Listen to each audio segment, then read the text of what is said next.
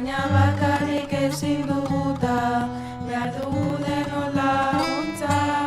Mugi ditzagun gure gorputzak, bultzatuz irakaskuntza.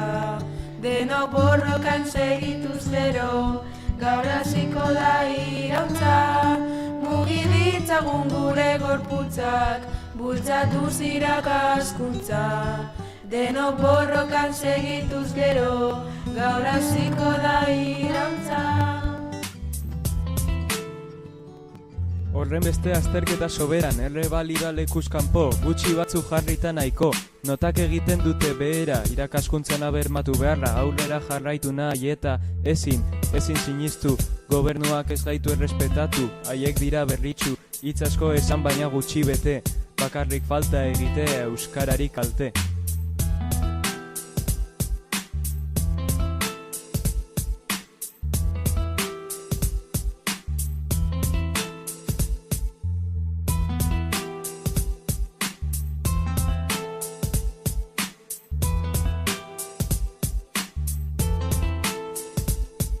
Azterketa gehiegi gure bizkarrean, lurrera botatzen diguten bitartean, eta tartean geratzen gara etxean, 6 ordu ikastolan egun bakoitzean, etxera bueltatu lanak egiteko, irakasleak eserez esateko, arazo nahiko ez balitugu bezala, honen kontra ekin berehala.